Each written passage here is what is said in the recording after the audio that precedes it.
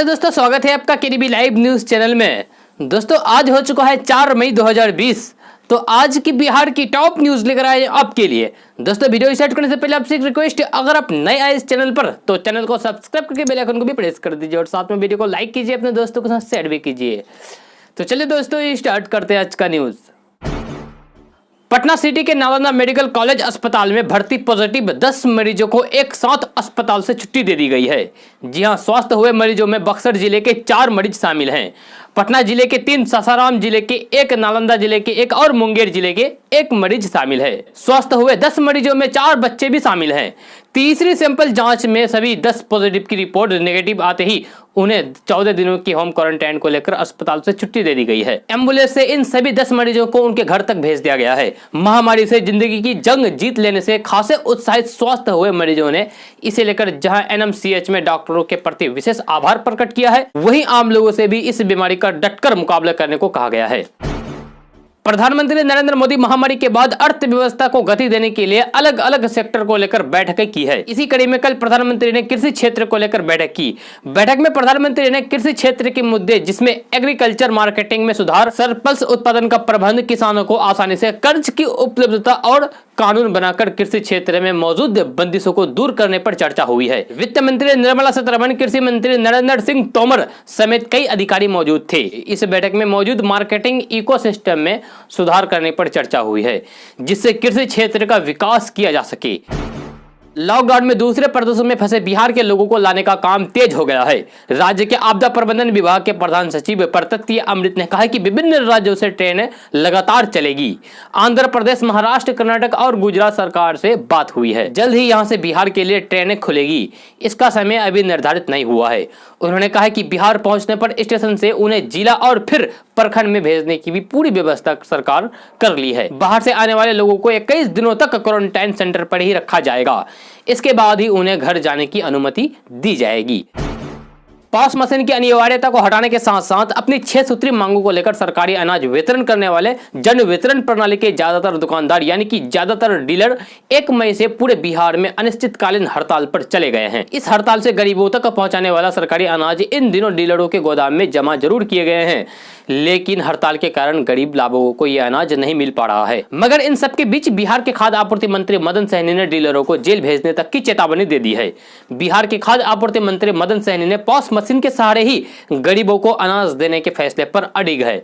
उन्होंने सभी लाभुकों को अंगूठा लगाने के बाद ही अनाज देने की बात करते हुए पीडीएस दुकानदारों की अनुमति पर न सिर्फ सवाल उठाया है, बल्कि हड़ताल पर जाने वाले सभी दुकानदारों के खिलाफ प्राथमिकी दर्ज करके जेल भेजने के साथ साथ उसके लाइसेंस भी रद्द करने की बात कही है।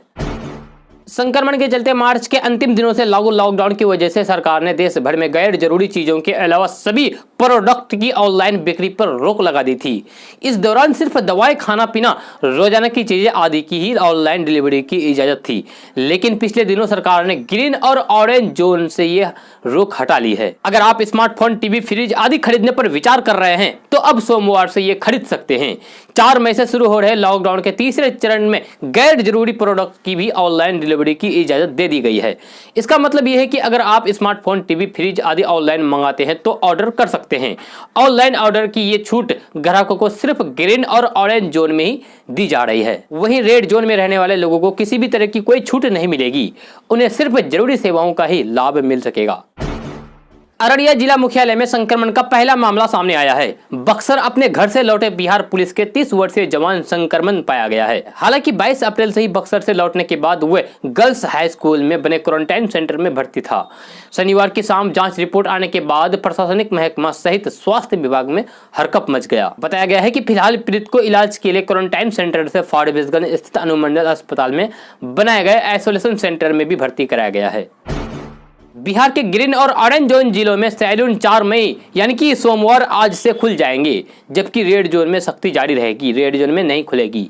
स्वास्थ्य विभाग से मिली जानकारी के अनुसार केंद्र सरकार द्वारा तैयार सूची में बिहार के 5 जिले रेड जोन में शामिल है, 20 जिले ऑरेंज और 13 जिले ग्रीन जोन में शामिल है। केंद्रीय गृह मंत्रालय ने स्पष्ट किया है कि 4 मई से लॉकडाउन के तीसरे चरण में ग्रीन और ऑरेंज जोन में नाई की दुकान, सैलून को खोलने की अनुमति होगी। इसके साथ ही ई-कॉमर्स कंपनियां इन क्षेत्रों में गैर अनिवार्य सामानों की बिक्री कर सकेंगे। गृह मंत्रालय ने 17 मई तक बढ़ाए गए लॉकडाउन में ग्रीन और ऑरेंज जोन में कई प्रतिबंधों में ढील दी है। देश भर में महामारी संक्रमण से लड़ने वालों के सम्मान में रविवार को भारतीय वायुसेना ने देश के कई हिस्सों में फूलों की बारिश कर रही है। जी हां, इसी कड़ी में बिहार के लोगों का भी सम्मान फूलों के बरसात के माध्यम से की गई है। बिहार की बात करें तो राजधानी पटना में वायुसेना के हेलीकॉप्टरों ने फूलों की बारिश की। पटना से सटे बिहटा वायुसेना के जवानों और अधिकारियों द्वारा हेलीकॉप्टर से पटना के 2 अस्पतालों एम्स और एनएमसीएच अस्पताल पर आसमान से फूलों की जोरदार बारिश की गई। इस दौरान डॉक्टर, नर्स और स्वास्थ्य कर्मी ने अस्पताल के प्रांगण और छतों पर खड़े होकर उनका सम्मान स्वीकार किया। ये फूल पॉजिटिव मरीजों के साथ साथ काम करने वाले डॉक्टरों, नर्सों और अन्य कर्मचारियों का हौसला बढ़ाने के लिए बरसाए गए। फूलों की बारिश का यह कार्यक्रम पटना के इन दोनों अस्पतालों पर रविवार की सुबह 10 बजे से 11 बजे के बीच हुआ है। संक्रमण ने समाज के हर तबके के लोगों की जिंदगी पर प्रभाव डाला है, चाहे वो प्रवासी मजदूर हो, छात्र या फिर कोई और हो। महामारी के इस संकट ने लोगों की जीने के तरीकों को ही बदलकर रख दिया है। ऐसे ही कुछ लोगों ने अपनी आप बीती सुनाई। इसमें लॉकडाउन के बाद बड़ी मुश्किल से हरियाणा के पानीपत से लौटे मजदूरों के एक जत्था भी शामिल है। उनके सवालों का एक जवाब सुनकर आप भी कुछ देर तक सोचने पर मजबूर हो जाएंगे। सवाल यह था कि आखिर क्यों घर छोड़कर बाहर कमाने गए? इन सब का जवाब मजबूरी ही था। मजदूर बताते हैं कि कभी पोते के खातिर अपना घर परिवार छोड़कर प्रदेश कमाने गए थे, मगर अब उसी पैसे की कमी के चलते गांव लौटने को मजबूर हो गए हैं। ज्यादातर मजदूरों का कहना है कि जहां नौकरी कर रहे थे, लॉकडाउन के चलते वहां से बाहर का रास्ता दिखा दिया गया। इसके बाद जब पैसा था तब तक जिंदगी चल रही थी, मगर पैसे खत्म होते चले गए। ऐसे में घर लौटने के अलावा और कोई रास्ता नहीं रह गया था। बिहार में दूसरे राज्यों से आने वाले सभी प्रवासियों की अनिवार्य रूप से स्वास्थ्य की जांच की जाएगी। जांच के क्रम में संक्रमण के लक्षण पाए जाने पर कार्रवाई की जाएगी। मुख्यमंत्री के निर्देश के बाद स्वास्थ्य विभाग ने प्रखंड स्तर पर स्वास्थ्य जांच की पूरी तैयारी कर ली है। स्वास्थ्य विभाग के निर्देश के अनुसार संक्रमण के लक्षण या बिना लक्षण वाले दोनों को 21 दिनों के लिए अनिवार्य क्वारंटाइन में रखा जाएगा। विभाग के प्रधान सचिव संजय कुमार ने सभी जिलों के डीएम और सिविल सर्जन को निर्देश दिया है कि रेल या फिर बस अथवा अन्य साधनों से बिहार आने वाले प्रत्येक व्यक्ति की जांच अनिवार्य रूप से की जाए। संक्रमण के मुकाबले के लिए स्वास्थ्य विभाग पूरी तैयारी में जुटी है। सभी सरकारी अस्पतालों में डॉक्टर और स्वास्थ्य कर्मियों की सुरक्षा को लेकर 77,000 पीपीई किट भेजे गए हैं। जी हां, बिहार 77,000 पीपीई किट भेजे गए हैं। जिलों में सिविल सर्जन और मेडिकल कॉलेज अस्पताल में अधीक्षक के माध्यम से पीपीई किट उपलब्ध कराए गए हैं। वहीं 33,340 पीपीई किट बीएमईसीएल के पास स्टॉक में उपलब्ध है। देश बनने में विभिन्न समस्याओं को लेकर आम लोग परेशान हैं, जिन्हें मदद पहुंचाने के लिए सरकार के विभाग दिन रात एक किए हुए हैं। लेकिन इन सब के बीच डाक विभाग सबसे महत्वपूर्ण भूमिका निभा रहे हैं। दरअसल जरूरतमंदों के घर तक रुपया पहुंचाने के डाक विभाग के कर्मी लगातार लगे हुए हैं। बिहार के पूर्वी चंपारण में गाँव-गाँव में घर घर तक अब रुपया पहुँचाने के लिए डाक विभाग ने चलंत एटीएम शुरू किया है। 3 और 4 पहिया वाहनों से डाक कर्मी गाँव में घूम रहे हैं और लोगों को जरूरत के अनुसार रुपया दे रहे हैं। मुख्यमंत्री नीतीश कुमार ने अधिकारियों को निर्देश दिया है कि लॉकडाउन में दूसरे राज्यों में फंसे जो लोग बिहार आए हैं या अभी आने वाले हैं, उन्हें कोई समस्या ना हो, इसका पूरा ध्यान रखें। सभी राज्यों के साथ संपर्क बनाएं ताकि बिहार आने वाले इच्छुक लोगों को कोई परेशानी ना हो। उन्होंने कहा है कि बिहार आने के इच्छुक लोगों के जो फोन कॉल आ रहे हैं, उनकी रिसीविंग को लेकर आपदा प्रबंधन विभाग के कंट्रोल रूम में समुचित व्यवस्था हो। प्रवासी मजदूरों की पहली खेप पटना कल पहुंच गई है। 3 मई के बाद लॉकडाउन में शर्तों के साथ ढिलाई देने के केंद्र सरकार के आदेश के बाद दूसरे राज्यों में रह रहे बिहार के मजदूरों और छात्रों को लाने की कवायद शुरू हो गई है। पटना के अलावा दरभंगा में भी मजदूरों को लाए जाने की योजना है। इसको लेकर दरभंगा के डीएम और एसएसपी ने दरभंगा जनसंघ का जायजा लिया और यहाँ के इंतजाम देखिए। वहीं लखीसराय और मुंगेर जिलों में इन प्रवासी मजदूरों को ठहराने के लिए क्वारंटाइन सेंटर बनाए जा रहे हैं। वहीं राज्य से आए लोगों को 14 दिनों तक यहां रखने का इंतजाम होगा।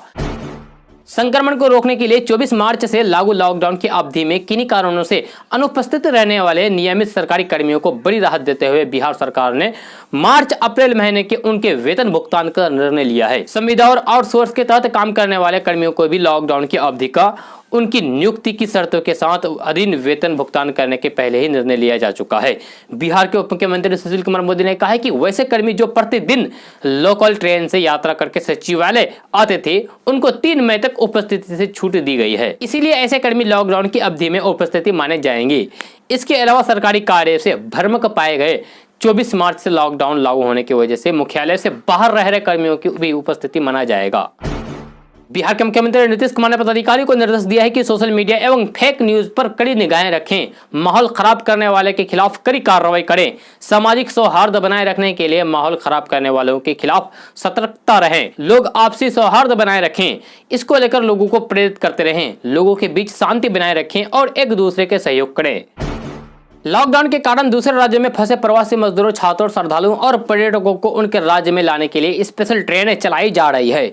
अगर आप भी फंसे हैं और घर आना चाहते हैं तो आपको यात्रा करने का नियम जान लेना बहुत जरूरी है। इसमें सबसे पहले आपको फेस मास्क पहनना अनिवार्य होगा। 12 घंटे से अधिक लंबी यात्रा करने वाले ट्रेनों में एक समय का भोजन रेलवे द्वारा दिया जा रहा है। मूल राज्य के स्टेशन पर प्रशासन ये सुनिश्चित करेगा कि राज्य सरकार द्वारा यात्रा करने के लिए मंजूरी और टिकट मिलने के बाद ही यात्री ट्रेन पर यात्रा करें। यात्रियों को स्क्रीनिंग करने के बाद ट्रेन में बैठाया जाएगा। अपने स्टेशन पर पहुंचने के बाद यात्रियों को फिर से प्रशासन द्वारा स्क्रीनिंग की जाएगी। रेलवे स्टेशनों और ट्रेनों में सोशल डिस्टेंसिंग का पालन किया जाएगा। दोस्तों आज का न्यूज़ बस यहाँ तक। कैसा लगा आप लोगों को आज का न्यूज़, जरूर अपना सुझाव दीजिएगा नीचे कमेंट बॉक्स में कमेंट करके। अगर आप नए आए चैनल पर तो चैनल को सब्सक्राइब करके बेल आइकन को भी प्रेस कर दीजिए और साथ में वीडियो को लाइक कीजिए, अपने दोस्तों के साथ शेयर भी कीजिए। तो चलिए दोस्तों फिर मिलते हैं नेक्स्ट वीडियो में।